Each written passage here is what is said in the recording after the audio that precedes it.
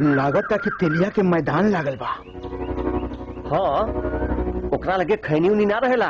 वो अपन बाबूजी के डरे पाकिट में खैनी नहीं के रखत। वो दिन के बदला ले लिहल जाओ। शुभ काम में देरी कर जाला। बुलाव बुलाओ। गोपी, ए गोपी, अरे हेने आव, खैनी वैनी खा लो। हाँ मर्दे, रुका आवा तनी, बनाओ बनाओ। ऐसी हुआ है। एकरा के जाए मत दिहलो, और जाए के कहीं नू तो हाथ खींच के बैठा लिहलो। हाँ औरी का आवे तो आवे दे ओकरा के आवे दे।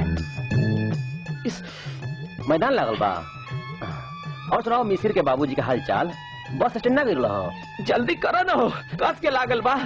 मैदान का क्या आवत तनी तब ठीक से बतियाई। रुको तनी बढ़िया से बना ले दो।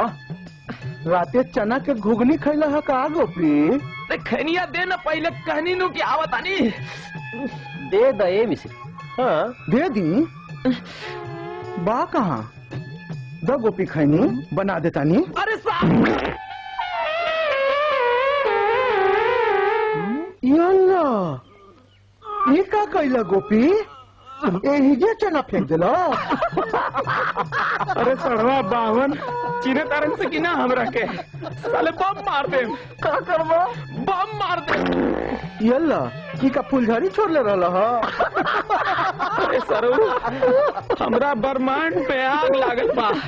अरे बावन भले हम पूजब, बाकी हम तोहनी के से उड़ा दे।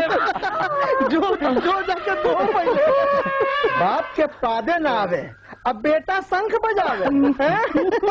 बाप कब्बो फुलझड़ियों ना छोड़ रही है। आई तेलिया सरऊ चलल बारन बम मारे।